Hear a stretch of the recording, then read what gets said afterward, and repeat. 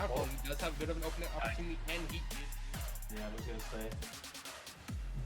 Ooh, infield pass. Oh, yes, Nice. that was excellent play out of Condors. Now, but he can't get away from it. Slightly takes him down in the backside of the fight. One goes down as well. Potch gets taken down. And look with the siren just pushed away, still alive. But now here comes the four-man shockwave. But doesn't even matter because forced to feel back.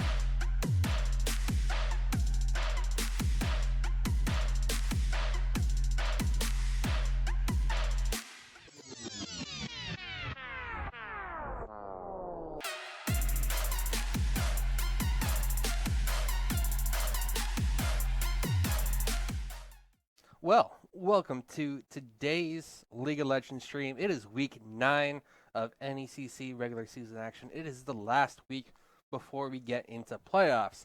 So I'm Cyrus Sims. I'm joined by Heck here. You forget for a second? I mean, it's Jeez, like, I always know Heck, do I his say your name. first name? Heck, do I just say Heck? Because it's like, Heck, I forgot. Fair enough. That's fine. There's a lot of things I can do with Heck, okay? I'm here. It's me. What's going on? Or, I could just like to heckle you. You really want to start off like this? Yeah, I mean, we could. This is okay. This is okay, how he's- every he's bromance the, starts.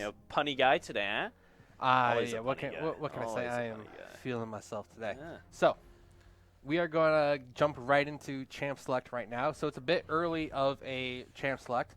So, I believe we are waiting for a few players to still show up. But we are just getting the draft out of the way. But we want to bring it to you live right now anyways.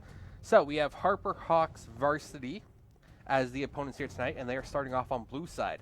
So, Conestoga gets red side. I know that R5 counter pick is always a valuable one after all. But to quickly run down the bans, we have Lysandra, Lux, Jarvan banned out on blue side. And red side, by the Condors, they have been banned out Graves, Shen, and Tristana. Now, these bans, honestly, they're on our whiteboard as bans that were going to be Makes sense. taken away. We called that out. Yeah. They're high-value picks, and I know Become Decker for the Condors, our mid laner, he likes to spam Lysandra and Lux in ranked solo queue. He's very proficient at them, so it makes sense that he gets targeted there. But he does have a decent-sized champ pool. Mhm. So, Heck, what do you think of the draft so far? It seems pretty simple. Yeah, the Jinx was not surprising. I was saying that earlier. I'm surprised the Condors banned the Tristana instead of the Jinx, because the Jinx seems to be dominating a bit more on the leaderboards for the OP.GG for the Hawks bot laner. And then you got Kane, and they got, is that who I think it is? That's the Melio pick right there. Yes. First time we're gonna, this is it. First time we're gonna see some gameplay here. And then Xayah, Renata down bot lane. Pretty okay combo. A lot of survivability down there. A lot of keeping them alive with the shielding, bailout, whatnot. And Xin Zhao jungle, very aggressive first pick with Lipchinski there. Definitely one of the, like you said, pick Xin Zhao. Is that what he said? Like pick Xin Zhao right away? That's what he's always saying. I know the jungle meta has shifted entirely compared to what's previous patch, where you would see a lot of tank junglers or bruisers. Now it's almost exclusively carry type champions. You see a lot of Rengar, Nidalee, Echo, Evelyn, even people who can get ahead, can invade, can steal camps, can kill you just outright. So it's very bursty base, and Xin Zhao does have great burst. Kane as well, depending on which form you go, can have Shadow Kane, yeah. Exactly. Papia just like that. the red form or Rost, I believe it is. Rost. Definitely tanky, can still put out a massive amount of damage too. Gets that ult off, he just heals his whole health bar back. Oh, It gets crazy. The important thing about this draft so far is the Melio counter pick to the Renata Glass, because if you can get the cleanse ultimate on Melio just right, you completely negate the hostile takeover coming out of Renata Glass. But moving on, we do have 4 more bans to get through. They were Cassid and Talia for red side, and Orianna and Kled for blue side. So Kled is definitely one of Eternity's favorites there in top lane. So And then the Orianna is just another ban targeted at Become Decker, but he seems to be able to snag the Aurelion Soul right at the end here. It's a very good pick there. A lot of power coming out from that. Yeah, seems pretty good so far. Just waiting on the top laner and the mid laner from the Hawks. The mid laner they go for is the Akshan. So there's a lot of AD we're seeing here from the Hawks so far. Kane, Jinx, Akshan. Then, of course, Melio does do some AP, but he's a mostly an Enchanter support. He's not going to be dealing out massive numbers of damage. So they're very, very AD-sided. But then again, the Condors don't really have a tank yet that could just completely negate it. Like, they could build a good amount of armor, but they're all a lot of damage carries so far. A lot of damage coming with Condors. And then the Hawks will top it off with the Orin to get that nice big front line going. Then maybe we'll see the Condors respond with something like that as well. I believe they do need to get a good solid front line pick here. Although Xin Zhao will be in there, he'll be fighting. He doesn't have a lot of tankiness after the ult runs out and everything. Not a lot to stay in there and survive, so we'll see what gets picked here. And then Malphite. The Malphite. You wanted a tank there for the Condors, and that's what happened. You pick full AD, you either get a Rammus or a Malphite on the other team, and okay, but to be fair, we now have a rock solid tank. we do got the rock. I know that was the low hanging one. It was just a pebble I had to kick along there. But even without the Malphite, Xin Zhao is deceptively tanky with the Crescent Guard, his ultimate. If you aren't inside of that zone, you can't do damage to him. So that can buy a lot of space in a team fight to act as a bit of a pseudo tank. He's still a bruiser, can go Gore Drinker, and be fairly beefy as well, kind of like Kayn. Not pure frontline, but can act like it long enough it can still for it to matter. Do an even amount of damage and Exactly. survivability. But having the dedicated tanks in the Orin and the Malphite will go a long way. But you pointed out as well already that Harper Hawks is nearly entirely AD. Akshan and Jinx can do enough true damage with their builds, especially if they go Kraken Slayer. Kraken Slayer that will definitely be a... It might make a difference, but still, you're now into Kayn, a Malphite. If he as goes well. Rost, he does do a good amount of max health damage, and if he gets that Black Cleaver, he's shredding that armor, so... True, but both Akshan and Jinx are AD, or like on-hit AD, I should say. Yeah. Kayn has that component of on-hit AD as well.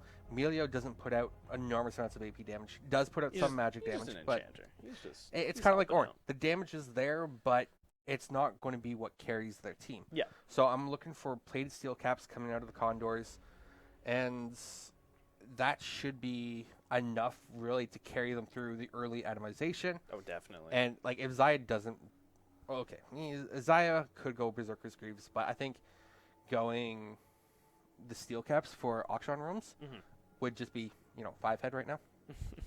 Zanya's coming out of Aurelion Soul would be great early, or even just the Seeker's Arm Guard for that extra armor. Yeah, just to get that stacking up early on. But either way, I think right now Condors could have a bit of a better draft here. They do have a really good engage with the Malphite. Xin Zhao setting up for the Aurelion. He can get that huge ult off, and of course, the rest of the team just cleans that up. But Melio, he can, with that ult he has, he can negate a lot. He can cleanse a good amount of CC. Can he cleanse knockups? No, you can't cleanse knockups. So the Malphite engage is very good for that. That was a very good pick because there's just nothing they'll be able to do. But if he is able to stay safe, maybe not get picked off early, he can negate and get his team out of there because it also gives them tenacity as well after he casts it. So any consecutive CC spells that are thrown at his team if they get hit by the ult. So we'll see. I'm excited, actually. I haven't really seen a lot of Melio gameplay yet, honestly. Yeah, it's something going to be interesting to see how Melio pans out. But quickly, what are your thoughts? Which draft would you have to give it to for game one? Because I want to get into what's at stake here for these teams. So let's hear the prediction, and let's break it down for what's at stake. I'm going for the Condors here. You're going for like the we Condors? Just said, with the knockups and everything, they got the right CCs picked here. They got the right engage going in. Get that Xayah, get the Xayah on the Jinx and the Akshan. That's a lot of damage gone already. And of course, Kayn is still there, but I feel like Renata will be able to keep him away. A lot of shielding. Just if she gets that handshake off, just fling him away, get him out of there. And then Aurelion, of course, he's flying around. So Condors, if they get that big engage off, they get that good.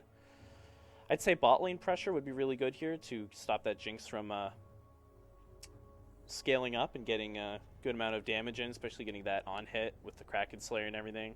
And just getting down there, getting after the Jinx and the Melio shouldn't be too difficult for the Xin Zhao. So I think if they play around that, they should be able to win this one. So yeah, my money's on the Condors. I would agree with you, with the caveat though that Kayn can become a problem. Yes. Condors they have a lot of sustained damage. Xayah can shred tanks, but that is over time. It's not an instant burst. And Kayn is notorious for the amount of sustain he has in his kit. So if they can't actually cut down Kayn if he goes the red form, then I would be a little bit worried that it could swing back in Harper Hawks, because they also have the Ornn upgrade items as well. So that could definitely push things that way. But early game, mid game, I would still favor the Condors overall. Yeah. So we are in agreement there that at least Condors win the first game. The series is still up for debate. But in terms of what these two teams are playing for, Harper Hawks are currently sitting at 2-6. They're 8th place right now. They are right on the bubble of being cut off. Down there. Yeah. If what is it? The team below them, Windsor Esports Gold, win their game, then they're tied at 2-6. And depending on the head-to-head, Windsor Esports could actually upset Harper Hawks. So Harper Hawks wants to ensure the victory here tonight to make sure that they qualify for playoffs. If they lose here, then it's a little bit up to fate. I believe they still might have it on game differential, but that's not something you really want to chance. Yeah, you don't really want to rely on that. So Harper Hawks, they are fighting for their playoff lives, even if it's just to secure it. While on the other side, we have Condors. They are tied for 3rd right now, currently in 4th due to game differential, but the record is the same at 5-3. 5-3. So, being 3rd place into playoffs means that you get a, we'll say, an arguably worse team for first round because of how NECC does it. It's like 1st and 8th, 2nd and 7th, so on and so forth. So Condors would get 3rd and 6th, which feels a lot better than being right in the middle of the pack doing 4th and 5th, where you may have already lost that team. So if Condors can get 3rd place overall, they're looking at a potential rematch against OTSU. And historically, Conestoga has been very, very strong against OTSU as a school, whether it's been their Navy or Royal teams that we've faced. I don't think we've dropped the series to them yet.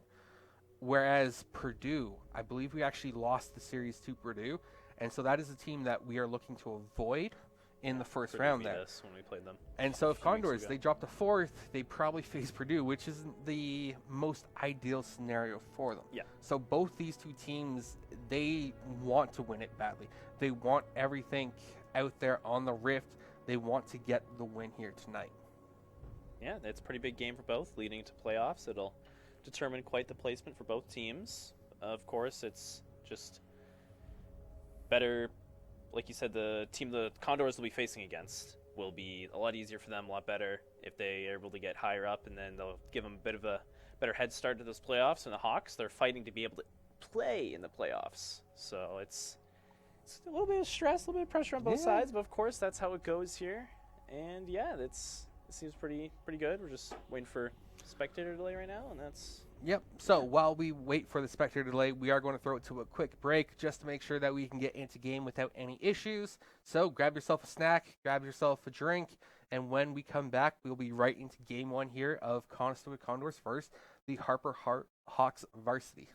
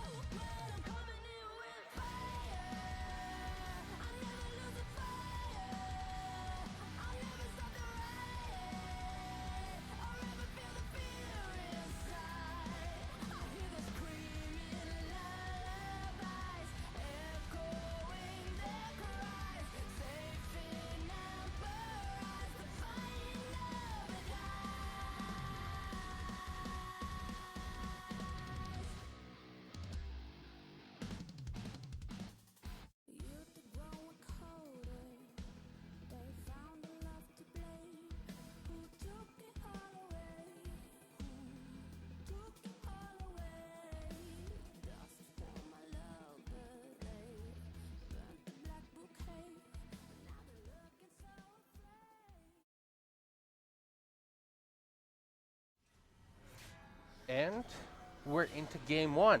Now, it was surprisingly quick loading times. Nobody had any potatoes. But, you know, we had to make sure we didn't encounter any bugs. So, in that quick 40 seconds there, Condors ran as 5 down the bot lane into the tribe bush to try and get an early invade going. They found a little bit of chip damage onto Milio, but nothing that the Milio just can't recall and, you know, regen off. So, overall, a little bit of, hey, how you doing? What's up? Little first contact, you know. Friendly greeting. Get a game of record on the books. Now they can't remake it. But, yeah. Nothing Emilio can get away from. He's got those shield charges, so he's able to use them one after another, get the move speed, and he just kind of hop, skip, jumped away off to safety. Yep. And so, God. I'm not seeing anything Damage. unexpected so far in terms of runes or summoners, whatever you want to call them. I thought Aurelian was supposed to go Conqueror. He Seen a lot of that, but Meteor will get a lot of poke because it's not like Auction is going to stay in range for the big Q damage. Anyways, he's going to be playing at the range. So getting the extra chip damage with Meteor makes sense. We see the, what is it, Lethal Temple coming out of Slayers there. of course, Same with the Jinx. both So- bot laners. It's the sorry, I blanked on the word. Yes, they are bot laners. Par for the course. Okay, par that's for the what course. that's what I was thinking of. Yes. Always seen that. And just a bit of trades going back and forth here from both sides. Top laners stacking that grasp, a little more poke damage coming from the Ornn. Yeah, it definitely feels like it's been a trade-heavy early game with neither side wanting to give up the advantage. They are both being aggressive. They are both poking as hard as they can. And I like it. It means they're being aggressive. Yeah. They're trying to be preemptive. They're trying to gain the smallest advantage that they Stepping can. stuff up, waiting for the And- junglers to, finish their clear, and that's when the real action starts. Yeah, Ornn with a good combo there. Definitely had the HP advantage top. But Malphite being shoved in the tower, you know, doesn't mean much at this point in the game. No. Both those top laners just going to slowly gain more and more durability up there. Ornn, I feel like would gain a bit more at the start as he doesn't really have the need to back. He's just building. I think he's passive, as you can see, he's already got that cloth armor, so a little bit more tankiness stacked in on him. And then the Malphite will probably beat him about mid-game, but as soon as Ornn hits that level 13, he gets those bonuses with the passive. The 13% more of both armor and magic resist gained on him, so it'll be quite the beefy boy fight between those two. Very interesting. But no, nothing really going on with the junglers. Both are opposite sides of the maps, just taking their respected scuttle crabs.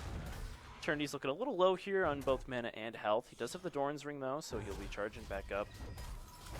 As the Zen up top, although there's a ward in the bush, so Opachinski will have to back. Oh, he gets the W off, the Dragon Pierce. Gets into the Ornn, gets a bit of damage and cancels the Ornn's Ram charge back into under tower, but he just doesn't have the damage to get him in time, get him out of there. Decker might be going to the wrong bush here. Gets the Ignite planted on him. That Action damage, but those auto attacks is too much. Giving the first blood to the Hawks. Lipchinski had the flash there to get away.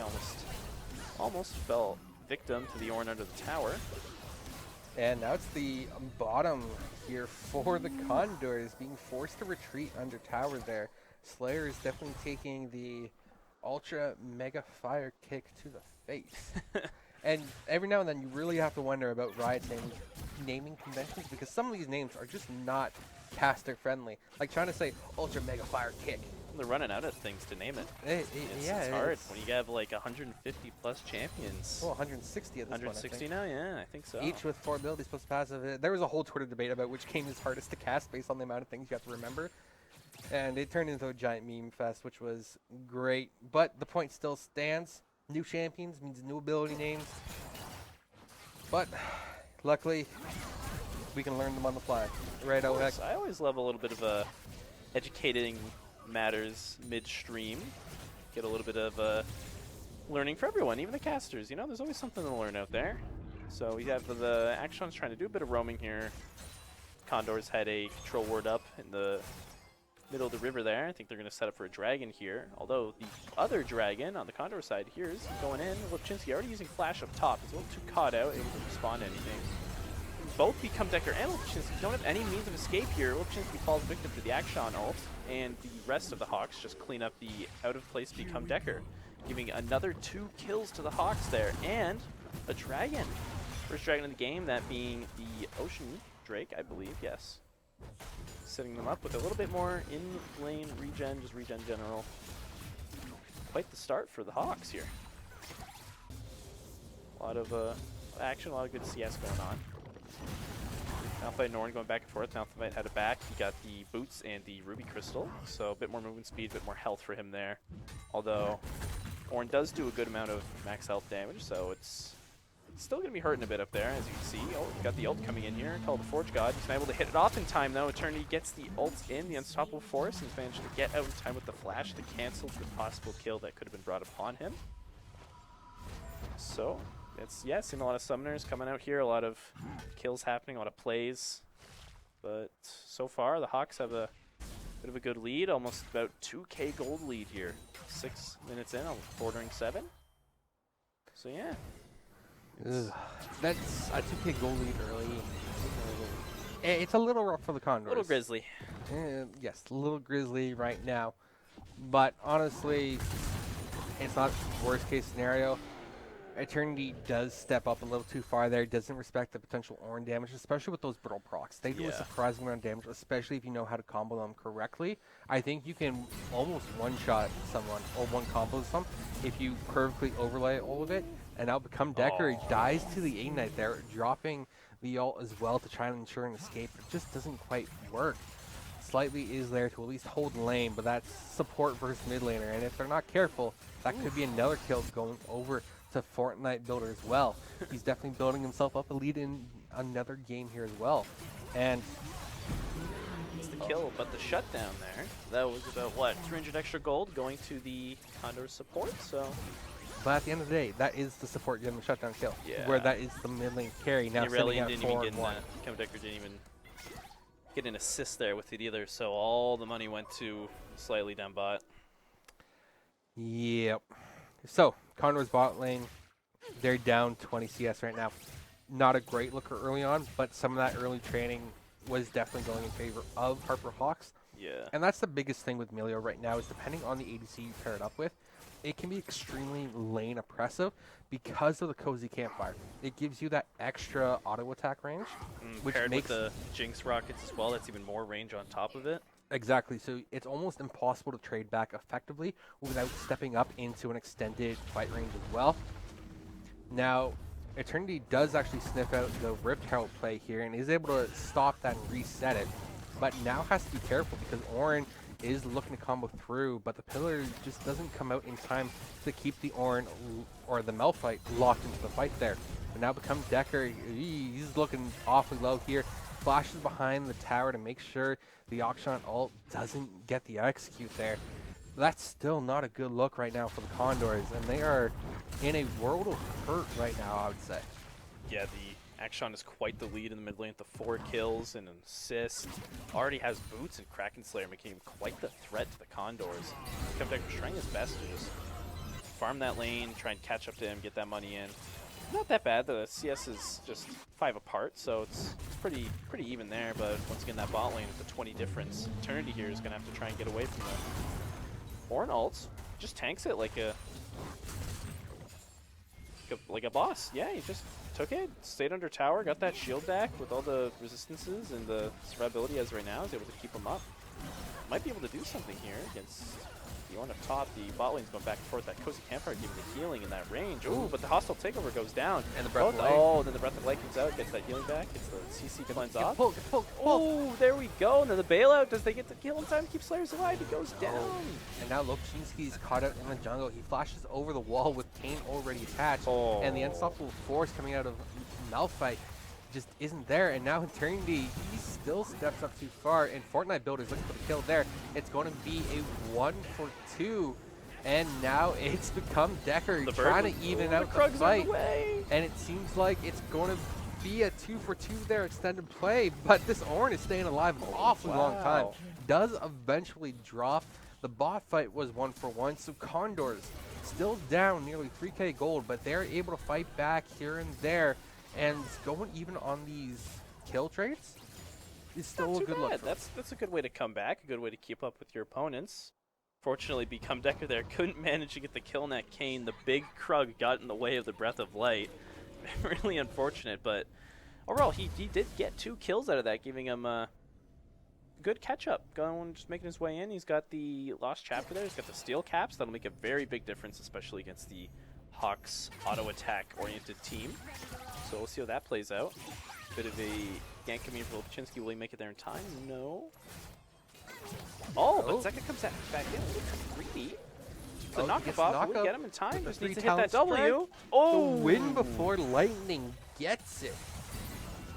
Wow, I don't know why the Hawks ADC let that happen. Could have just ran away, left, but he came back to try and get some damage in him. Just ultimately paid for it. First of all, it was not the Hawks ADC letting that happen. It was Lopachinski being proactive here and making sure he ran that kill down. Okay? We give credit where credit stayed around. is due. He did hit all of the abilities required to get that kill.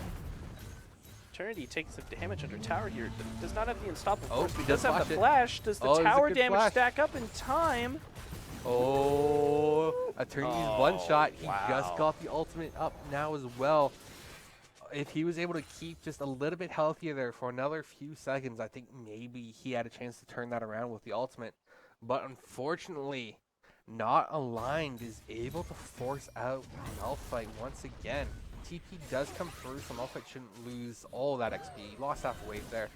And now Riptaro gets dropped bot. They could look for the first tower here, especially with 3 of them. Takeover available. And there it is. Catches one, but Kane goes into Slightly there. Slightly with the bailout. They're trying to get a return kill. Doesn't quite get it, but still a 1-for-1 so far. Lopachinski deciding to call that play off there, though I think Condors, with the support or jungler and ADC there, they had the damage compared to the jungler support out of Harper Hawks. But either way, they traded 1-for-1. They protect the bot tower and only lost 1 tower fight there. They didn't lose 2 or the tower. Yeah, so overall, a good defense there coming out of the Condors. Even the Herald coming out there, yeah, it was impressive what they were able to keep and stay with. But although Slayers might be a little too long, no, the Kane backs out there. I believe this will be the Rost form selection coming from the Hawks jungler there. Because seeing the Gore Drinker, the Lucidity, I got my money on the Rost. As well. Yeah, and it's Conqueror. Yeah, but you never know sometimes, though, right? Like, it's fair. But Kane look at who's builds he's get a been little fighting. He's been fighting a Malphite and a Zinzao. yes. He's going to get I believe Rast form first. The Rost form, I feel like would be the best choice here, anyways. So, although they did just nerf Grievous Wounds with the shield changes, so that might buffed it. They buffed it. Or they buffed. Yes, they buffed it. I was thinking like they kind of nerfed people. They nerfed the shields by buffing use the Grievous shields, Wounds, yeah, because now so Grievous Wounds will apply to a shielded target, where before, if the target was shielded, the Grievous Wounds didn't apply. So overall, I would say it's a quality of life change. It is more consistent sense now. It makes sense. Exactly. But now there's going to be a fight here in this top lane as the Kane gets caught out. Good chain CC there. And Kane is going to prolong this fight using the Umbral Trespass there. He tries to dash away with a few, and now all eyes are on to the Orin there. Deal comes through. It's not quite enough to stun him down, but the Wind Before Lightning into the Audacious Charge and 3 Talent Strike. They make sure they get the kill. Yeah, they secure both of those. That's more money for the Condors there. Good push coming in here top. Maybe try and get some... oh no, plates just ran out 40 seconds ago. So still money's money. That's 2 kills for the Condors with no repercussions. So they're slowly but surely flying their way back in. They're catching up to the Hawks that are just a little bit higher above them. But it's looking pretty good for the Condors. They've clawed back roughly 1,000 gold, which is good. Yeah. It's a good start. They're still down about 2,000, so they're not out of the woods yet. You know, they're not quite flying clear right now, as this is a battle of the birds. You know, Condor versus a Hawk. One's a bird of prey, one's a scavenger. We'll say the scavengers are better anyways, because you know how a scavenger wins. Yeah, they see an opportunity, they take it. You know, they're good at recognizing a worthwhile situation, and that's what they've been doing here. They've been getting some good plays off, getting some good picks, good kills. We're seeing the next dragon come up here, Mountain Drake, in about a minute. So, I don't know what's... oh, and the Condors, I honestly missed it, but they managed to get a Hextech Dragon somewhere in there. Yeah, so dragons are one apiece, as Yeah. you see Harper Hawks with an Ocean Soul. And, you know, Eternity getting traded on once again. Tanks, wet noodle fights, more or less. Yeah, Eternity does have that. Iceborne It's Iceborne. Yeah, it's I always Iceborne. want to say Frostfire, but it's Iceborne. Frostfire was last season. Yeah. It's 2023 now. Get it Yeah. together, OX. I'm sorry. It's But not yeah, even a Monday. Yeah, that's Ugh. it's a good amount of slow damage. I believe it does max health as well, so it's even better against another beefy boy Ornn up top there. So But extended fights, Ornn will win that. yeah, the brittle is just too much damage against the Malphite, and Yes. But one thing I do want to ask you is, do you think teams will take after their school's name, for instance, or mascot? Like, let's put it like, you have the Tigers versus the Poodles. Do you think the Tiger team would be a little bit more ferocious on the Rift? I don't know if you've ever seen a ferocious poodle before, but those things can get nasty. Like that's almost even in ferocity. Deadliness, I think the tiger would take, but like Okay, hamster, gerbil. Okay. Anything bunny. A bunny? Okay, but then we can make the argument about the Monty Python rabbit. Yeah. Okay, so my question is entirely you now with this chain of thinking. Oh, there's a death push there. Fortnite builder flashes, but he can't get over the wall, so he's just dead. And that means Conestoga, they cover Drake, but they're looking for the Massive fight as skies well. descend. And Lopachinsky with the Winds for Lightning is able to go in on Zeka there. But Kane has the knockup, has the stall, and I think Conestoga, they just need to go for the dragon here. Get the free objectives, get the win. I understand Kane is still up though, has the second Rift Herald as well, but you have a pick onto the mid laner, use that man advantage and secure the objective. You know, Condors this is good. Nice second dragon for them. Bit more, of course, the Mad Dragon is massive for the Malphite. See, is the Kane able to get anything off here? Is just hovering around, trying to see if he can get that smite off, but the Condors are waiting out the, I forget what it's called. Disease wall walkie thingy. Yeah. Wall walking thing is a good enough one there for me. Now the Emerald Treasure Pass comes through, Kane, he's just getting ran down. Well, he was running down Condors for a little bit. Now Ornn is there as well. He doesn't have the Ornn Horn available. So that means Condors can walk out. But they did lose one there on the retreat, so not great. But Conestoga were able to secure the objective. However, they lose two turrets overall for it. They lost the first tower in top lane. This Rift Herald should definitely secure the mid lane. Demolish from the Ornn and the Rift Herald damage. Yep, that just secures it right there. Yeah, they go for two towers here. Especially with Lopachinsky's CC chain like that. Pops the Crescent Guard to walk it out. But now they secure the second Rift Charge, so that is a lot of damage onto the T2. Tower damage, yeah. So Harper Hawks have opened the map in their favor with that mid lane tower down. I want to say it's still early on in the game, but we're nearly 20 minutes in, so that means the Purple Worm, the Baron, will be spawning in 50 seconds, and now we could be in an entirely different game here as well. Condors, they have a little bit of a dragon stacking advantage, but they're still only at 2 dragons. Yeah. And they got a long way to go to properly get back into the map. Because with that tower taken in the mid lane, Harper Hawks are up 3K, 3,500 gold right now. So they're definitely finding ways to get objectives and gold into their pocket. And one of the big ways is through CS, especially for the 80 carries. But now we have a fight in the top lane collapsing down, and it seems like Slightly, with a good handshake, throwing him is around, able to keeping him buy away. the space for Eternity to walk it out. I thought something like a hostile takeover was going to go out there and get completely interrupted and countered by the Milio, but no, Slightly just threw him around, said no thank you, walked away with his Malphite. Made it out there safe. There's the Baron up, gets some vision put down, a lot more pressure coming around up the top lane from both teams. Just want to get a nice healthy position set up there just in case the other team might try to do anything about it, so.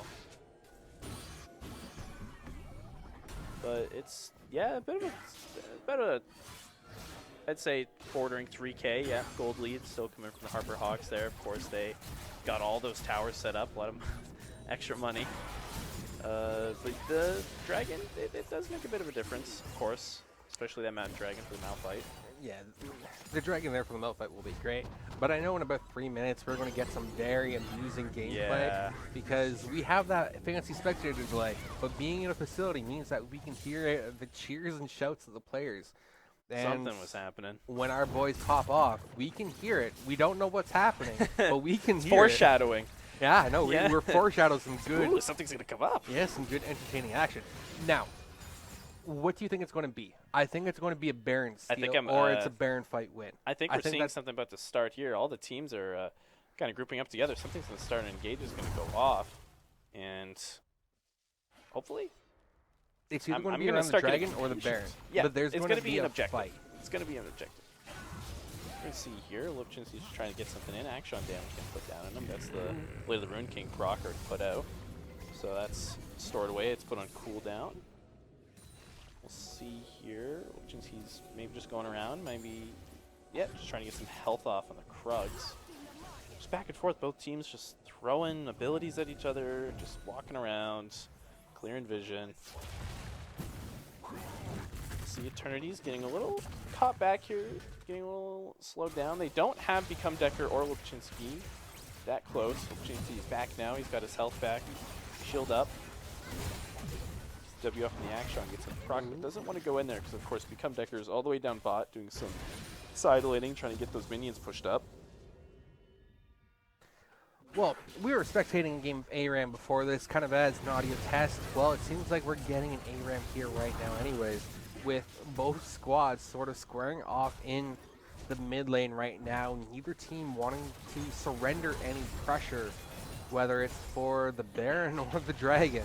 Best place to be is dead center. And they do actually pull out the TP from Become Decker, and that does mean that both teams, they're about even on the map pressure. I think both the wave states for the side lanes are actually in favor of Harper Hawks and will push out in their favor. So Condors on a little bit of a timer to correct those before an objective spawns, but with 10 seconds on the Earth Dragon, or Mountain Drake, Soul Dragon, Yeah. Yeah. like soil. Soil. Yeah, not soul. Aurelian Soul. He's a dragon. Wait, yeah. So technically Condors is already at 3 dragons. Yeah, they already So have 3 therefore dragons. we should Oh, here yeah, comes the soul big team point. fight. There Oh it my is! god, that's what we've been waiting for. Cool. Okay, so Wow. a great unstoppable force comes through. More CCs layered on top of that, and that's the Condors with a clean team fight victory. And the Orin is trying to survive, but at the end, Conestoga Wow. is going to get some lamb.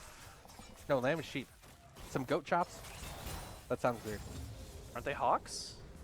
Oh, no, you talking about Orin dying? Yeah. Yeah. Because he was the last one dead. I don't know. Maybe they take his goat cheese or something. I don't know. It's, That they just killed sounds him. weird. That sounds weird as well. But yeah, no, that was a Either way, they huge milked the play goat for an right extra off there. 300 gold. Yes, there we go.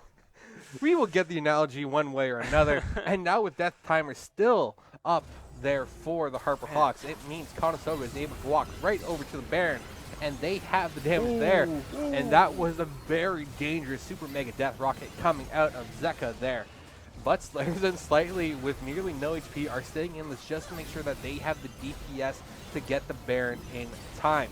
Now Akshan is there and could look for a potential pick, but I think Conestoga is all going to be able to make it out, and got the Eternity quick recalls. does get that recall off just in time because Akshan was there to stop that.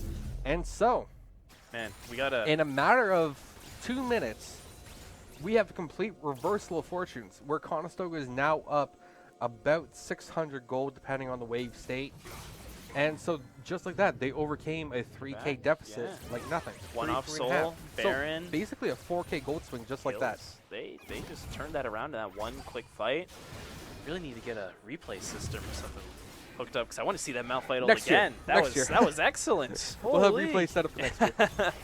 Yeah, that set up everything perfectly. He got 4. He got, I believe it was Ornn, Jinx, Akshan. I think it was everyone except for Kayn was caught in that. And then the Condors was able to follow that up really easily. Great Skies Descent coming up from Become Decker, giving Condors quite the leeway now to just segue off of that and get some more money up, get some towers here. They need to get a few more towers, get even with the Hawks. They or can no, open the map. open up the map. They Yeah. can open the map. That's what they can do. So Conestoga is down 1 tower right now compared to Harper Hawks. And Orin is picking a fight with the Dragon. And what I know of some Mountain Goats, they are incredibly spicy in who they pick fights with anyways. So, not aligned. Definitely choosing a fight here, trying to do what he can. Now Kane taking a fight with a rock, but Malphite should be able to die.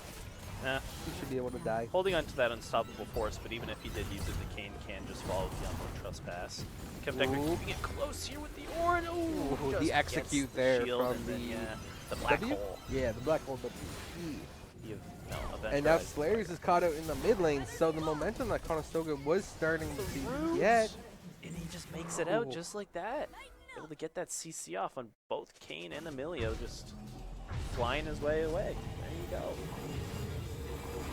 So that's the bot tower taken down there. Towers are even, although the Hawks do have a good amount of damage on that mid tower. They might be able to take it here if they can get in time. Oh, especially with that Jinx. Oh yeah, that is gone. So that's up one tower. They got the mid lane opened up right up to the inhibitor tower. Oh, the teleport coming in Conestoga, here. they still want to go for a fight here. And Eternity does have the He unstoppable onslaught force. there. There it is over the wall, another 2, and that's onto the carries as well. Fortnite Builder is trying to do everything he can to get out of that, but that is a dragon chasing him down. And so that will be Emilio, the campfire being put out, and now Kane is in the middle of 4, and he's soaking up so much damage, but the bailout. The bailout is there for Become Decker, and so he avoids becoming dead. yeah, no. I know, that's terrible. I thought that one was good. No, I thought that was good. Yeah, that was a great unstoppable force again from Eternity. He's just getting these impressive engages off, and like I said in the starter draft, if Emilio's not able to get that good ult to save his team, it's pretty much over. Between the Aurelion and Malphite engage, they can chain together. It is crazy the plays they can pull off against the Harper Hawks. The thing was that Emilio was one of the first ones targeted there, so never was in position to use the Breath of Life to actually breathe life into that team fight for Harper Hawks. Emilio was on the back foot, had a flash out, and was then still awfully close to Eternity's unstoppable force there.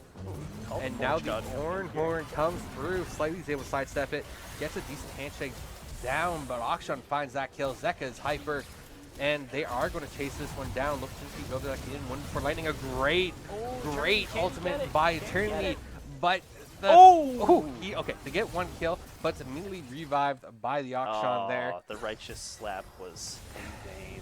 And now that means Conestoga, they potentially overstay with that rotate there down to the bot tower, and it means that they will have to surrender the 4th or 5th dragon of the game over to the Harper Hawks, but it seems like Fortnite Builder wants a little bit more. Tried to find Zai in the bush, but Slayers knows what to do about that, and survives the Super Mega Death Rocket too. Whew. Surviving on what, 5 HP there, give or take? Yeah, that's but still, that's life going to flashing be before his eyes from that rocket. But yeah, the Hawks, they're able to get this 3rd Mountain Drake this game, so that'll be good for the Ornn and the Rost, getting them more survivability in these fights, giving more tankiness on top of that already tanky amount of health. The Ornn, of course, hitting that level 13, he's able to get those upgraded mythics. Breath of Life. Is the Breath of Life being forced there as well. I believe it's a short cooldown now because he has those haste items, so he's just able to throw it out just in case there. Become Decker's chasing him down. Mad Dragon here. Trying to get anything he can, but cannot catch up to the Hawks in time, as they're just going to keep running out and reset that. But now it's Baron in 50 seconds as well. Conestoga, still a 1,000 gold lead. They haven't been able to snowball their gold lead for any other real advantage so far. But they're now stealing away the buffs. Lopachinski on the wrong side of the map for Baron play, unfortunately. Oh. Don't be yawning. We're game 1 here. This is an intense game. I had an early morning. I understand it's exam period for us all, but still the Horn comes through to wake us up, as it wakes up the Condors with a couple knock up. Now with Eternity, he's going to be walking in, but he dives back in to make sure Kane doesn't get backline access. But Eternity goes down.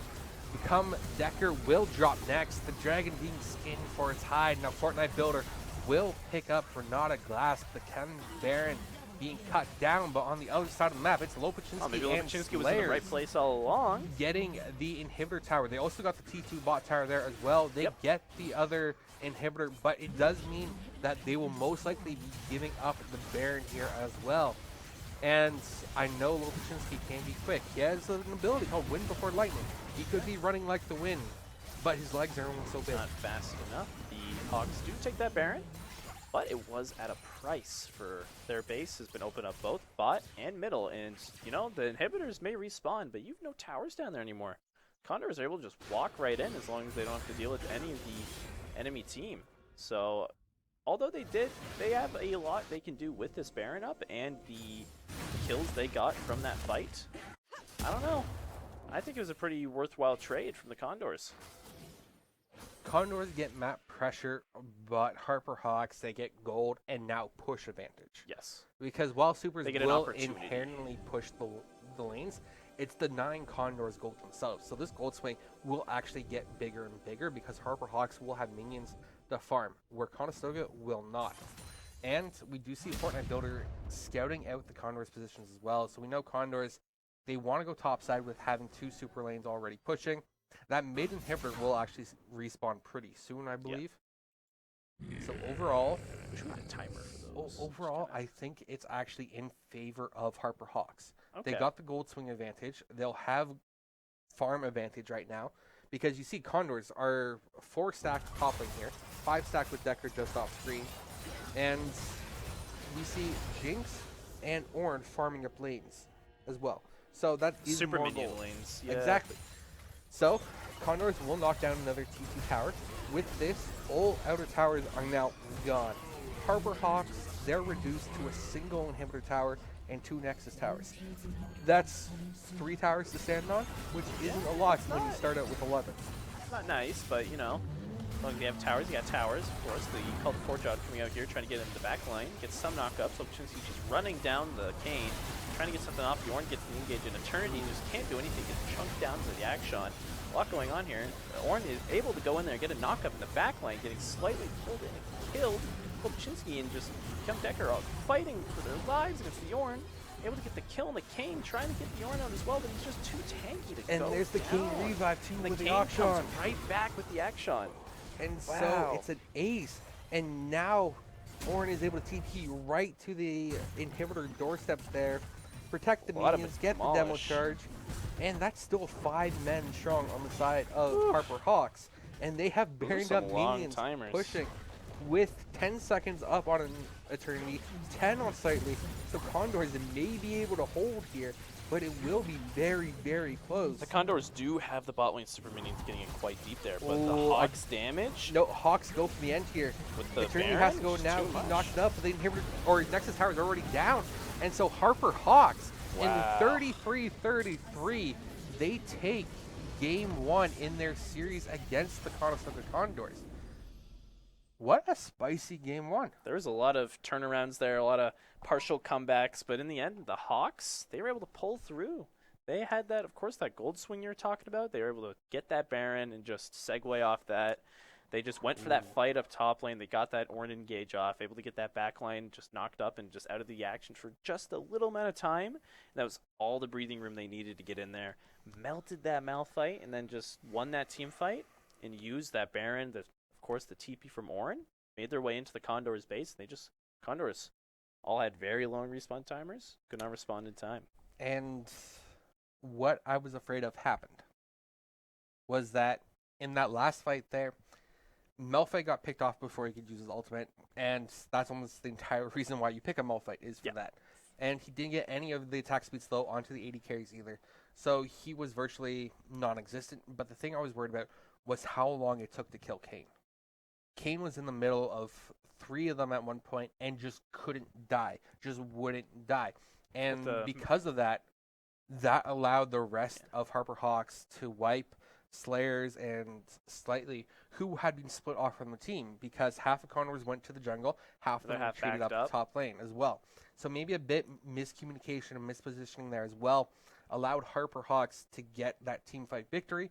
And because they had the Baron push there and cleared those waves, got that gold, they were able to end the game so quickly because it's nearly 112 CS difference among the 80 carries alone. That's an extra half item that the Jinx had, plus the Ornn items as well. They had 3 Ornn items there at the end of the game. That each is about 1,000 gold, I think, in terms of stats. Oh, there. yeah. The So no matter how you Kraken's later ones, how yeah. you cut it, Conestoga, they were facing the clock, and well, their clock struck dead zero at 33-33, which is just Time unfortunate. ran out. Yeah, time ran out. But either way, so Harper Hawks, they're up in the series 1-0. Now it's on Conestoga to reverse sweep them. Can they do it? We'll find out after this break.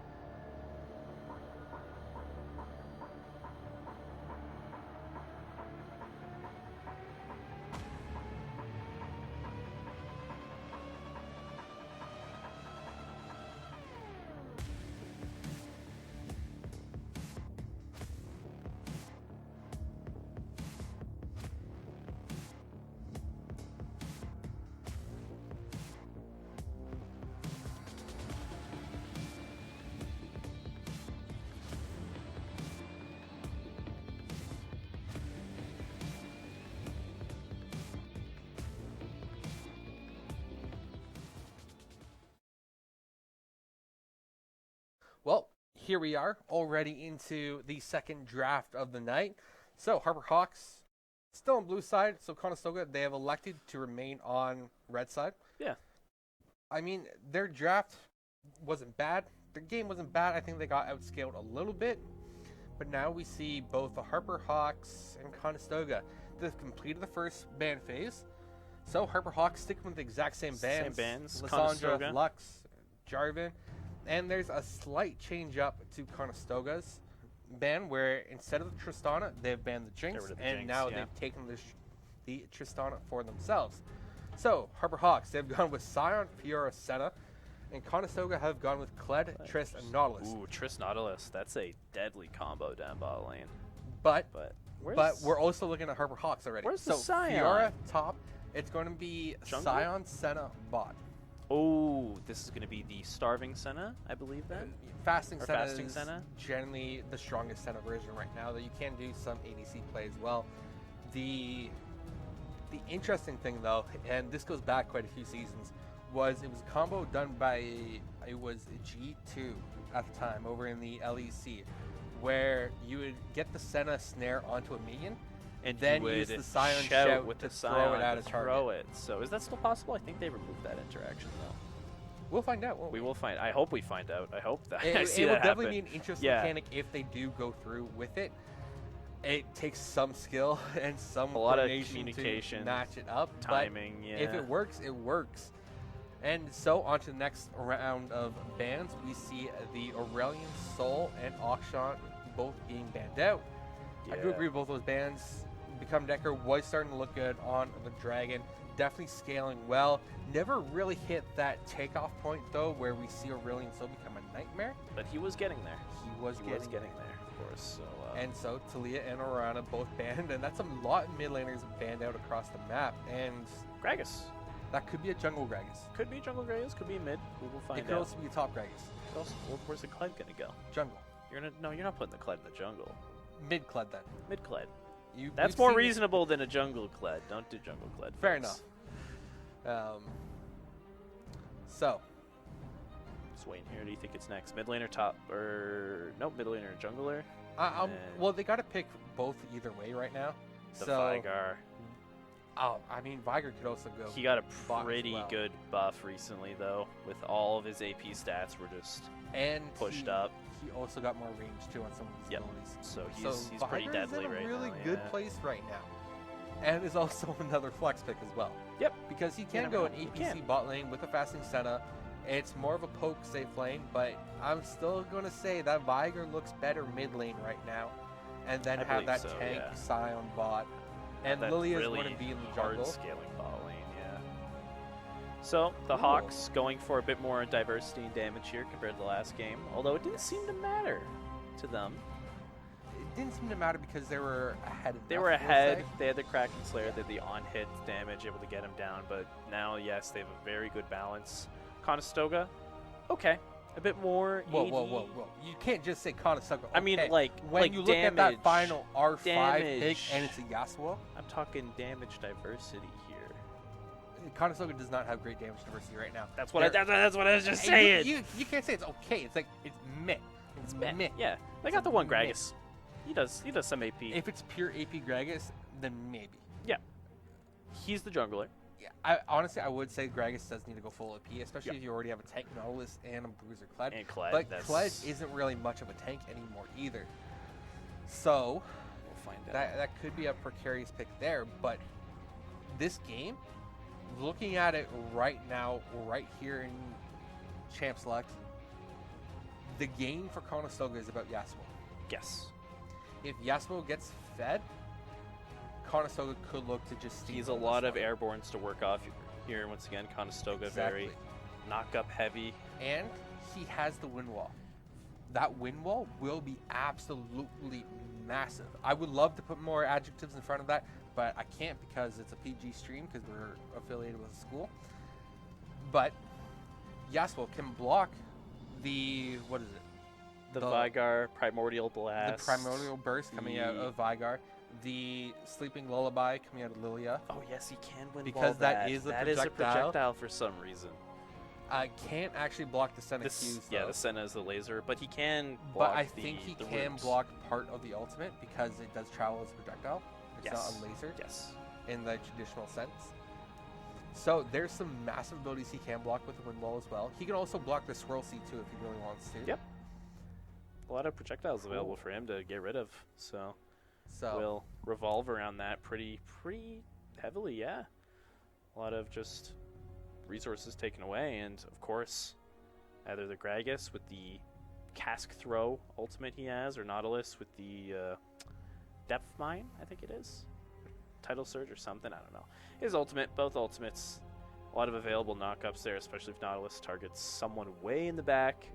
Yasuo could just profit right off that, get a good last breath in, knock them all up, keep them up in the air, allow Conestoga to fall up, and then of course if he gets a nice wind wall right in front of them all, what are they going to do? What is Viger going to do? So, yeah, but Viger can buy quite a bit of cage from or space for himself with the cage there. Yeah, the event because, horizon. Yeah, the event horizon will block the Yasuo dashing through. Does provide a lot of zone control because Tristana can't jump through it either. No. She can buffer it if it lands on her as she starts her jump, but she can't jump through it. And I'm pretty sure only Kled can go through it in his ultimate. With his ultimate, yeah. Otherwise, He's he gets unstoppable stopped by it in that, as well.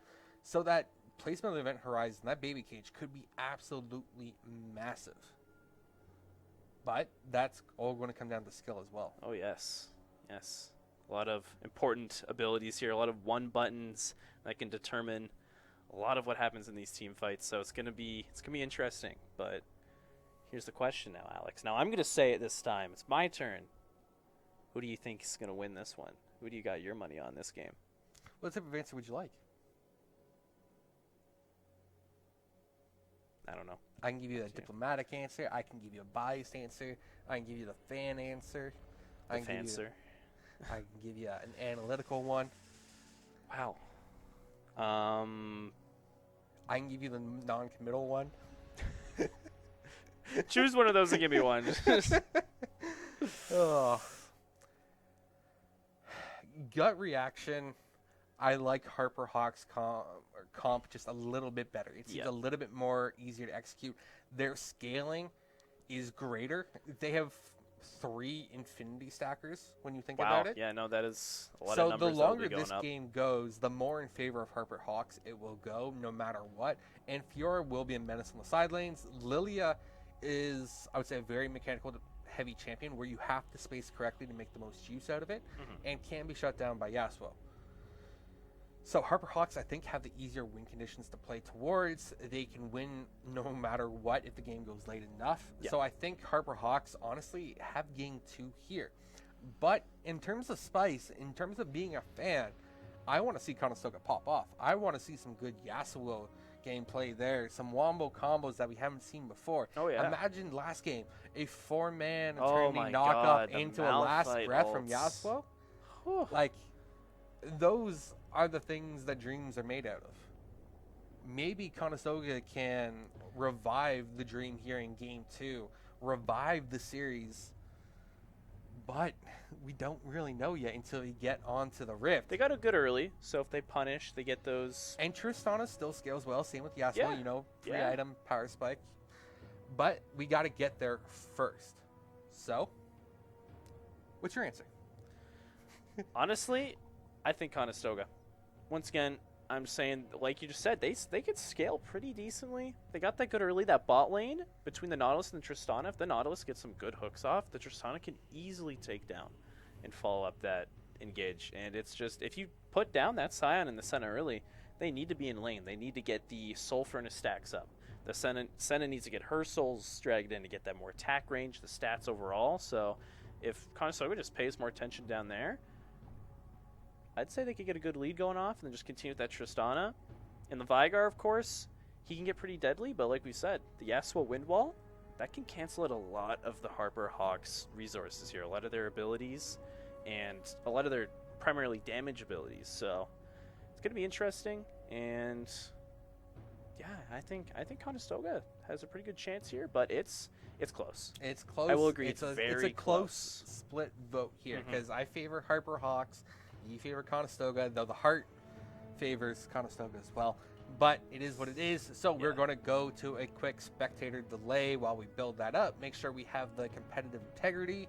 And yeah, we will see you on the other side of this break for some Game 2 action.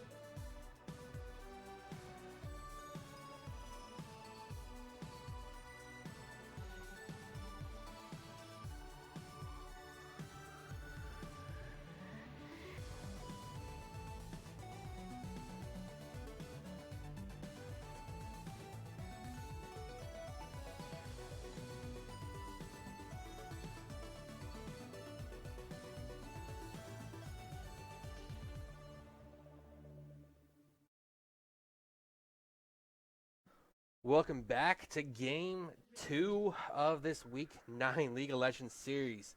Now we see a 5-man stack coming out of the Harper Hawks on blue side and the invading Condors. It's... Is that a misclick from Slayers there? I just watched a cleanse go off in that bush. They're... I know, I got it. They were cleansing the bad vibes from last game. Of course, preemptive. But that cleanse could cost them right now. They are recalling on a ward. Ooh. The hook goes through. They land on one, but the decimating smash is absolutely massive, catching 4, and that will be Lilia getting the first kill onto Nollis there and has the extra move speed. Slayers has to flash over the wall, but they will flash after that. So the Tristana is down, and now it's become Decker, also snared up there. It's going to be the Lilia chasing that one down to Decker, flashing the corner of that wall to get a little bit of extra distance. When the invade goes wrong, Harper Hawks ends up with a 1k gold lead. Yeah, that decimating smash from the Scion, the Condors, they all just walked right into it. They didn't see it coming, so...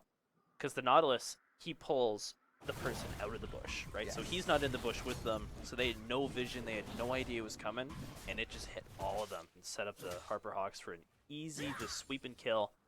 And scoring them 2 early kills. None of them were really on the right people, though. Senna and Vigar both being the ones that would like to get the kills, didn't... I would say Lilia can solo carry a game if she's fed. Lilia can do a good amount. She can be an absolute monster. Her clear speed will eventually demolish Gragas, and we're already seeing that because she can solo clear Raptors, she doesn't need a lead. So she was actually able she to has that stay passive on healing tempo as well for her jungle clearing. where Lopatinsky on Gregus, he did need help with a leash there on blue buff. He's clearing his third now as well, so like the tempo isn't too offset, but definitely in favor of Lilia right now. And now Fortnite Builder looking to get a little bit more damage onto Slayers, and because they got the kill assist there, they hit level 2 first guaranteed. A bit of a damage here going on Slayers. Getting the Decimating Smash off is really, it hurts. That Scion, like, he can deal a lot of damage if he gets that full charge off. There was also a bit of a switch up here coming from Harper Hawks. As you may have remembered, Fortnite Builder was the mid laner last game, so they put him down bot lane, and they put in Dude Bro Brett as the mid laner now. Speaking of Dude Bro Brett, he seems to be getting really close to getting killed there. Just managed to flash out away from the Gragas gang coming in a little bit early on, but that's okay. He's going to make his way back over to red. Like you said earlier, that tempo is going to make a bit of a difference here as Lily is just about to finish her full clear and go on to Scuttle while Gragas still has a buff and frogs to do. But he did manage to help out become Decker in the middle there and get that Vigar flash out, and Vigar had to TP back in, so that's both sums taken away from him. Early pressure is good. Yeah. Especially on Vigar, because Vigar is a champion that escapes. So taking away those summoners early, and whatever trade that was works out for a potential gank by Lopatinsky. And so Lopatinsky will need to capitalize on that, but still Vigar can be relatively safe with the event horizon there. But overall, it feels like this game is, despite the 2-kill advantage already in favor of Harper Hawks, it feels a little bit more even pace, a little bit steadier. Be. Yeah. It's not as volatile.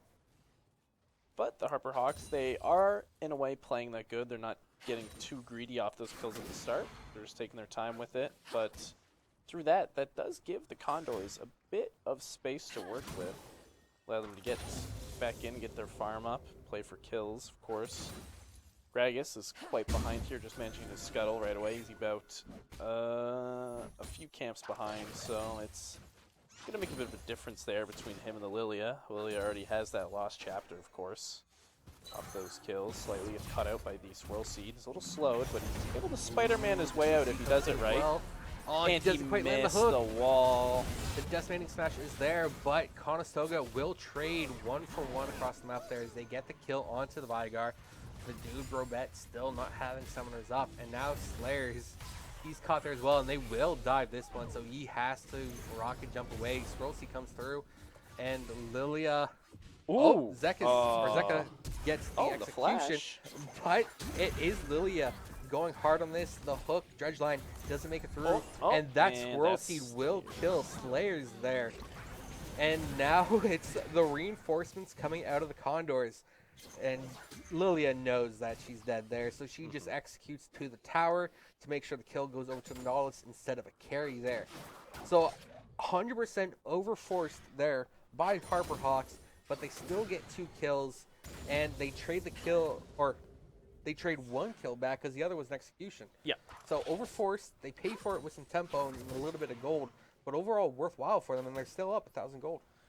Yeah, it's more close than it should be here. The Hawks should be having a bit more of an advantage, but like I said, they greeted a little too hard there. Lilia went a little too far. Though did give the kill to the Nautilus. That's still, money is money, and more money to either side is better for each. Slightly gets a good hook here off of Zeka. Some good damage in, but Slayers was just too far back to respond and profit off of it. So building up a bit of a bot lane wave here, but Scion's just going to take care of that in an instant. I believe there's a death bush of some sort being set up down bot lane.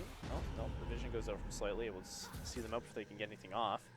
Scion's already getting a good amount of health in, a bit more with the Kindle gem. He's got the chain vest going off. And the Soul Furnace will help stack that as well. Up top lane, it's just been back and forth between the Cled's able to trade pretty good with the Fiora as his bear trap on rope procs those grievous wounds at the end, preventing any of that insane Fiora healing from going off. So it's pretty even trades. But the Fiora has been using that as a carry opportunity to then trade pretty heavily. And now Lilia does find a Nautilus out in the woods alone. and does trade pretty heavily, but is wise enough to back out because Condors are there, 4 birds strong. 4 players, all for a little blue buff. Uh-oh. Well, Seem to experience a little bit of an issue there. A little jump. It's okay. Nothing happened. Don't worry. We're still in it here. It was just... I was in awe watching that, I don't know if you noticed it, but the little green jungle pet, the little frog flying back and forth between Lily and the blue buff was quite entertaining. Lopchinski's coming in here, uses the belly bump to get over the wall, putting that on cooldown, but the Lilia and the Viger are able to respond quick, already being at the dragon. The Condors. that is a huge wave that the Harper Hawks bot lane were able to stack up. So it should be the first dragon over to the likes of Harper Hawks, but they're sandwiched between multiple members, and Lopchinski gets 2. There's the wombo combo with Become Decker. And Dude Bro Bet on the Viger has to flash out, but Become Decker gets that one, and it seems like Condors could be winning this trade, but they got a lot of low members, and Become Decker is trying to take on a Chemtech Dragon by himself, while his team is getting rinsed just down the river. So I guess Become Decker was up the river without a paddle right now, and now Eternity comes in charging with the Kled, gets the pullback on Fortnite Builder, will be trading that kill. Now can Eternity get the kill onto Lilia? Flashes in for it. Ooh, Gets shotgun. a good... Shotgun over the wall? Oh. Nah, he's not going to be that lucky. But either way, that was an extended 5v4 in favor of Harper Hawks, and they managed to stop the dragon there as well. They prevented that, got some kills in, summoners out. Become Decker got himself in a bit of a bad spot there, was just trying to take on the dragon, but couldn't make his way over to help the rest of his team. Lilia was in the way. Slightly went for the Hex Flash in here, didn't go as far as he wanted it to. I think he wanted to go over the wall there, yeah, and didn't quite get it, angled it maybe a little too severely there. But still, it applies pressure. It's a Hex Flash at the end of the day. Yeah, who cares? It's like a 20-second cooldown. Yeah, it's not the end of the world. But we see Scion 4-1-4 doesn't actually go for the Heart Steel there. Instead, goes for the Iceborne Gauntlet there, which Still good. makes sense. It provides more armor and into the Condors team. I like the choice. Now Eternity is trading pretty good onto the Fiora there, and the Fiora is sitting at 3-0-3. That's a pretty nice storyline there off of that dragon fight. She was able to teleport down there, get some good kills, assists, get that money up, but Eternity already has that plated steel caps against Fiora. That's pretty vital with the armor and the auto-attack negation, as Fiora mainly does that. It's a lot of auto-attacking from the Q is treated as that, and the passive with the vitals, of course, all treated as that. The Harper Hawks there able to secure that first Chemtech Dragon. The Senna is able to get some souls off that, of course, more scaling from them. Reaching about 10 minutes, 10.5 minutes here. It's good, comfortable lead, I'd say, from the Hawks here. Nothing crazy. They're just up a bit of gold. They got that objective up. 3 kills advantage, so they're sitting comfortably. Yeah, I would agree with that statement. Now slightly goes in, uses the ultimate there. They lock the center, they dive in. Slayers is there, gets the knockback, and the explosive charge does eventually work its magic, and they trade 1-for-1 there. But Fortnite Builder against the Nautilus, I'm going to have to favor the Scion there as well. And now Become Decker doesn't get that kill, gets the assist, and they're both able to escape from that event horizon, who locked them in pretty close to tower there. So Conestoga, overall, they're making moves across the map. They drop Rift Herald mid. They should get at least 2 tower plates, potentially 3. 2 for sure, but Lilia is there. So it will be close to see if maybe they re-engage this, but without much. I don't think they will, and they are choosing just to run it out. And so while Harper Hawks got the first dragon, that was when Lopchinski was trading it for the Rift Herald. So Conestoga making good cross-map plays. Eternity here forces the Fiora out with that Ignite. And despite being down a kill and 3 assists, Eternity is definitely feeling pretty good on this Kled. It's able to put up quite the fight here at the Kled, of course. That's always something Kled's able to do. A lot of damage coming out there, a lot of single target damage especially. His dueling potential is incredible. So it's able to match up this Fiora, who's also quite the duelist herself. And the Condors here, we're looking even in gold across the board. 21.2k to both sides. The Condors, they got a little gold advantage now, but they're able to catch back up after the bit of a rough start, of course, with that level 1 and a bit more kills were off that, but the plays mid between Decker getting some good kills, good picks on the Vanguard there, keeping them up, and the bot lane has seen quite a good amount of positive action from Condors, so they're flying their way back in. They're catching up. Well, they have caught up. It's Yeah, exactly, I know they have caught up, yeah. Exactly even right now. Though a little bit of gold room going over to the Harper Hawks right now. You know, a little bit more gold for their clutch as they pick up another couple plates. And I have to say this game is already going better because last game I don't think Condors picked up a single tower plate, where in this game they've already picked up 4 tower plates. So they are actually ahead of tower plates, which is a good look for them. Much better state of the game than they were before. Ocean Dragon is up next, so we could have a potential Mountain Soul again, or it could be something else, like X-Tech, or Infernal, or Cloud Soul. I feel like we see a lot of Mountain Souls here. I don't know why. That seems to be the reoccurring soul, and it's nothing really exciting. It's just some rocks. There's some rocks here about Chemtech. No? Oh, has him going slightly, but he doesn't know that, and he does now as Lilia gets seen on the ward, and he is able to use that Dreadfine to get Spider-Man is way to safety. Okay, what's Nautilus's ultimate again? I feel it's like his depth charge. No, that's his Awaiting. That's Tidal Surge. Surging Tide, something like that, yeah. It's something to do with depth charges. Watch. Oh, he's gonna Google it. Yeah, I gotta Google this one now. Google this it's one. on the tip of my tongue and it's bugging me. So this is the power of Google here. The advantage of online casting. Depth charge. Bing, bing, bing. Sure. Yep. No, I still don't I'm believe sure. you. Oh, I'm sure. It's right there, right in front of you. Yeah. Okay. Yeah. It's depth charge. Okay.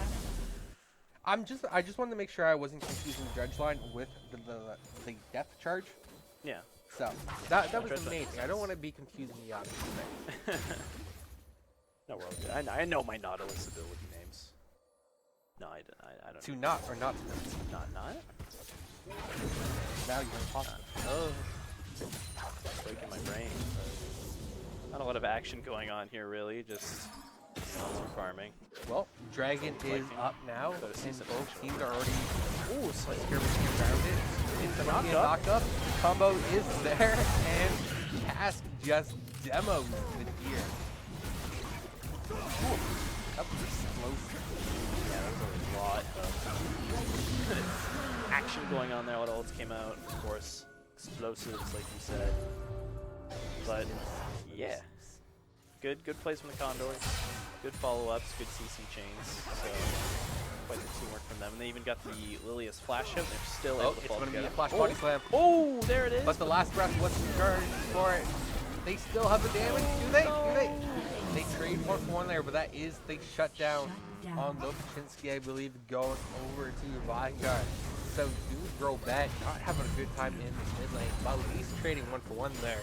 And I think that may have been a little bit overforced because Decker was still a little ways away, and both Lopachinski and Decker had a flash for him. Yeah. So that's 2 flashes for 1.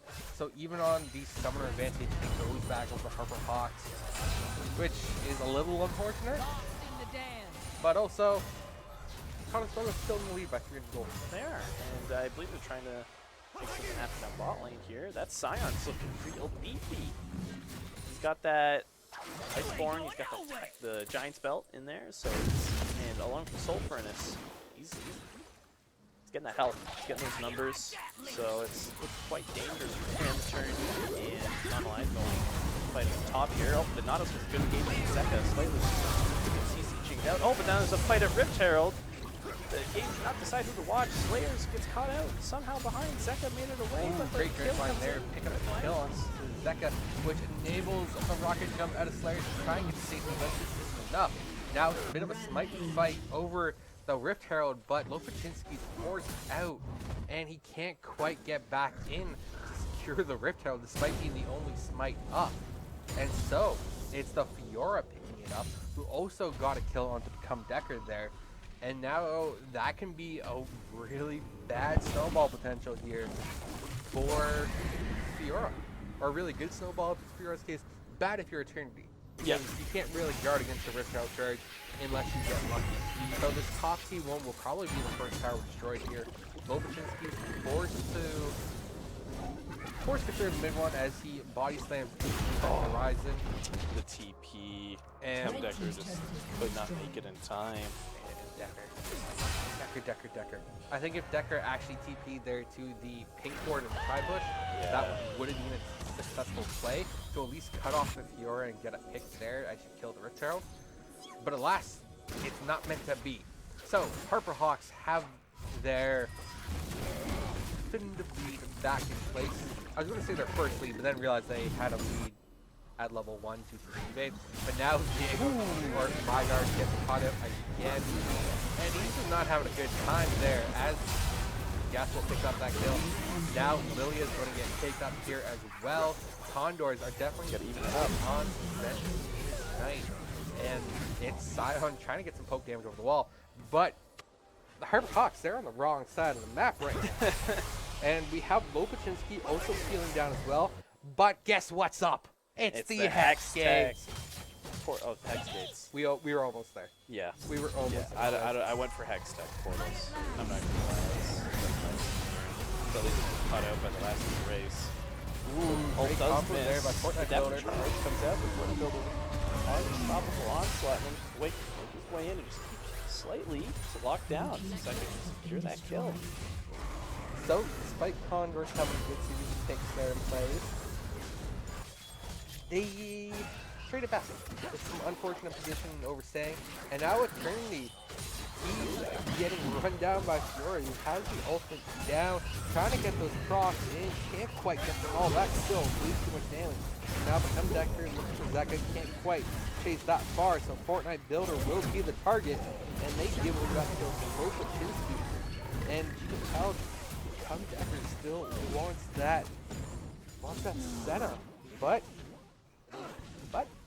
setup stays back. And that also means that Harper Hawks now have free access to the top side of the map. So Lilia gets some invaded camp steals.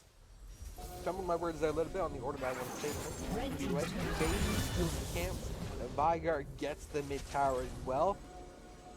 So Harper Hawks have the lead with the towers as well. So they have map tempo. And we just eclipsed the 20-minute mark, which means that the Baron is in play. The Purple Worm, and we saw last game that the Purple Worm allowed Harper Hawks to end the game. So, who do you think is going to be the first team to get Baron? I think the Hawks have a lot more. Oh, never mind. Eternity just managed to get it out there with the turrets. I was about to say the Hawks have the top lane opened up a lot more space to work with, but Condors just even it out with that one.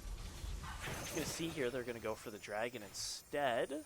Condors kind of spread out all over the place. Lipchinski's in the fountain right now, so I believe this was going to be a nice easy dragon on the Hawks with that. But in terms of Baron, I believe the Hawks will go for it first and they'll be able to secure it from the Condors.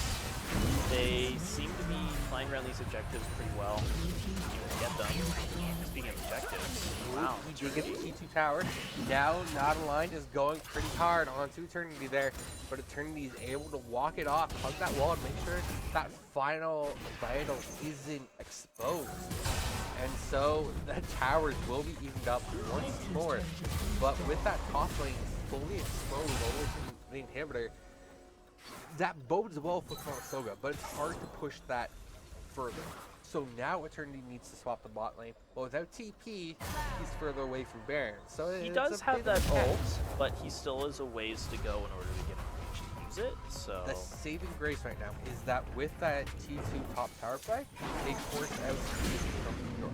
Yeah. So right now, TP advantage is equal. It's just the mid laners who have it. So if anything, I would expect Yasuo Become Decker to be bought and to be matched by Dude Bro Bet on the Vygar, but instead it's actually Vygar first one up there, and it's going to be a great look to get out of there. But look, he's in a bad spot. Become Decker comes in. He's also on the wrong side of things as well. Two-man knock up by the Scion. Now it's Condors just trying to retreat. But Become Decker can't find the knock up just by two, but some of the people he wants. And so that will be an ace coming out for the Harper Hawks, who had the first move to Baron, and they get the Baron as well. And I'm going to say Lilia seemed to carry that fight there. Yeah, she was able to get in there. I don't know what's called, the Q, or spinny smack. In there, proc the Dream Dust and everyone, and checked the threat, waited for the Yasuo wind wall to come out, walked right through it, and then used that ult to put the Condors to sleep. Although I don't think it was to the detriment of the fight, as it looked like most of them were killed before it even went off. So it was good there. The Lilia play, the Scion was able to get in. The unstoppable onslaught was. So it was the blooming blows coming out of Lilia. But then the Dream Dust is passive of the Dream related bow? Bow? Something. Buff? I like Dream Dust. Like, do you say that in tough? Buff times create buff people. Either way, Dream Dust makes more sense. Yeah, Dream Dust. So, Lilia with the Wilting Lullaby, definitely play that one correctly. And not cosplaying a TSM player with a 9-minute sleep. Gotta shout out TSM while they still exist. They're not too long, but you know, they're there. But Eternity going in here, getting a charge off on a line. Everyone else is going to collapse right on top of him. Take that kill. That's one less Baron. But the rest of the Hawks come in angry at their friend. Oh, Become Decker. Good last red going on. Just playing in there. Trying to wind wall. It's gone. And I just don't think Konosuba have the damage. They were getting the combos there. Maybe they used too much of their kit onto Fiora, but they definitely had potential there.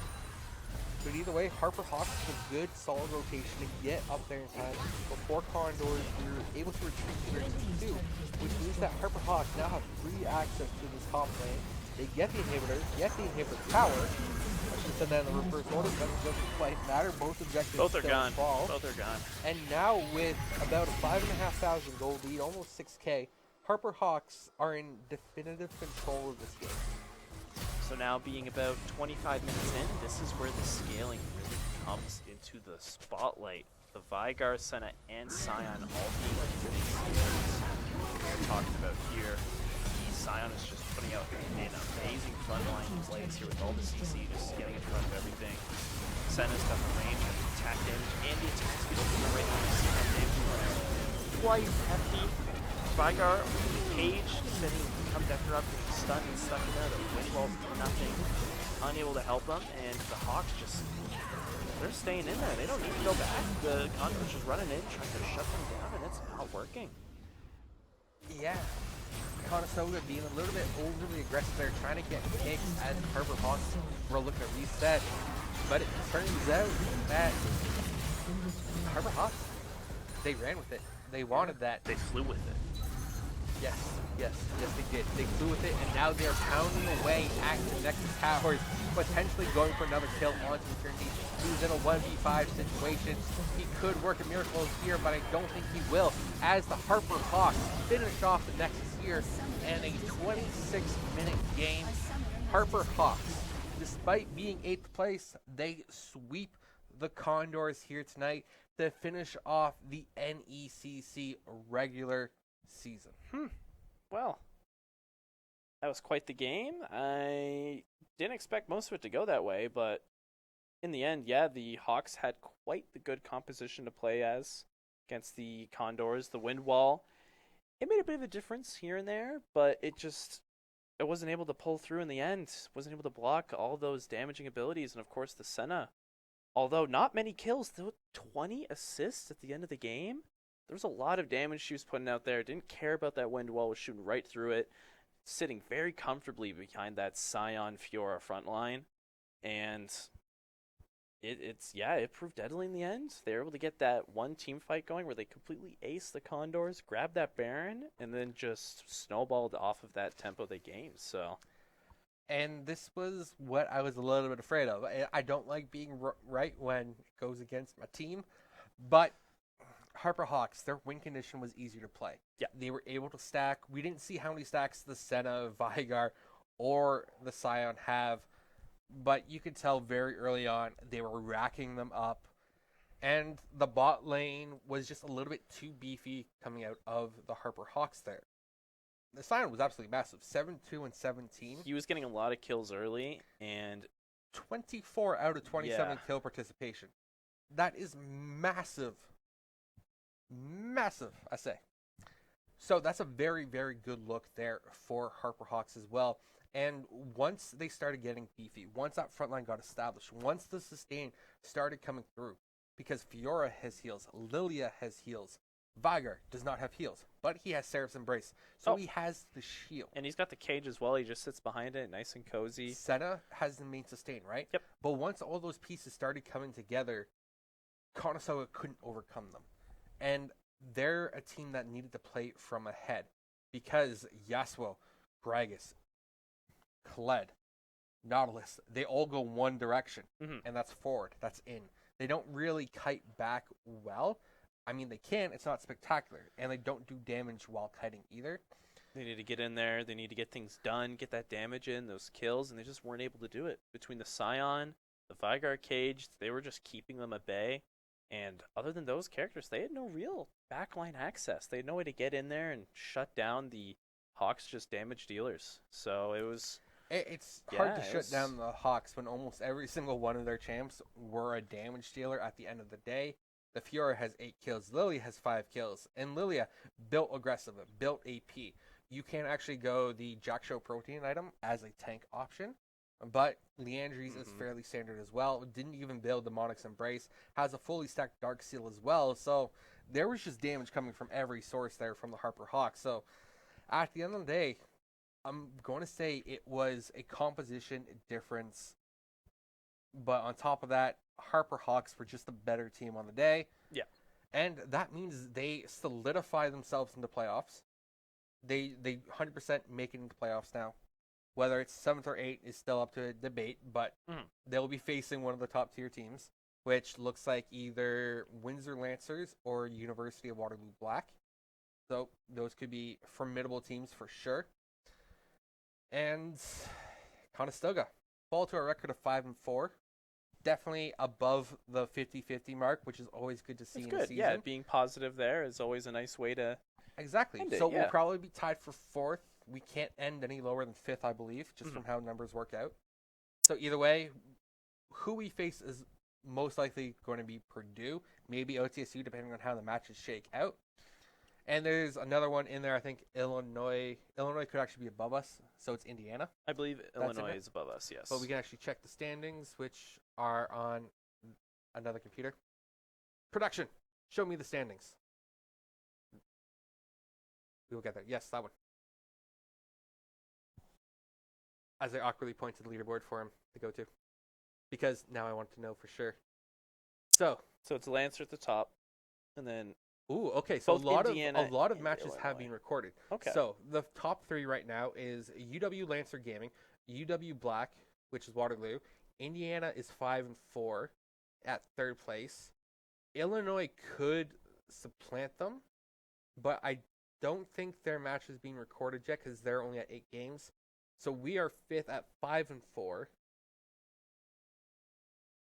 So yeah, we finished 5th. Maybe 6th, but either way, I think it's safe to say that we play one of 3 schools by the looks of it, and that's going to be Indiana, Illinois, or Purdue. Purdue and Illinois will be the scary ones. Indiana, we could win against. So, round 1 of playoffs for Conestoga next week for League of Legends looks to be a very spicy matchup. Spicy matchup? Yeah. I mean, if we make it past them, depending on which side of the bracket we're on, we're either going to have to go through Lancer Gaming or Waterloo because they will be seated on opposite sides of the bracket. we have the only win against Lancer Gaming because Lancer Gaming is right now sitting at 8-1. Yes, it was a forfeit win, but win's a we win. were historically we've also beaten them as well. So I Yeah. would still favor Conestoga in that matchup, where Waterloo has always been a powerhouse that we haven't been able to overcome. This roster isn't as strong as some of their previous rosters. It could be their second tier team, for instance. But either way, Waterloo is not an opponent to be scuffed at or snuffed.